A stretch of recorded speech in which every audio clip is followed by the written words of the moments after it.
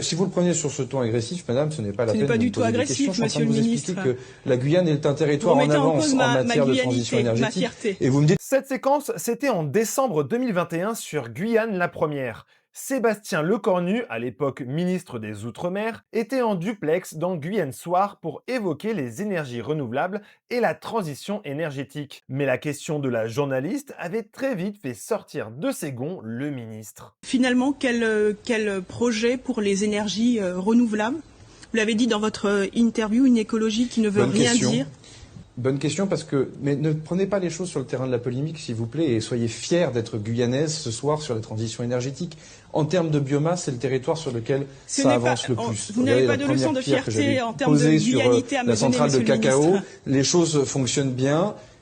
Si vous le prenez sur ce ton agressif, madame, ce n'est pas la peine de me poser des questions. Je suis en train de vous expliquer que la Guyane est un territoire en avance en matière de transition énergétique. Et vous me dites que je n'ai pas de leçon à vous donner. Vous êtes française, je suis français, j'aime la Guyane tout autant que vous, même si je ne suis pas guyanais, il n'y a pas de monopole du cœur en la matière.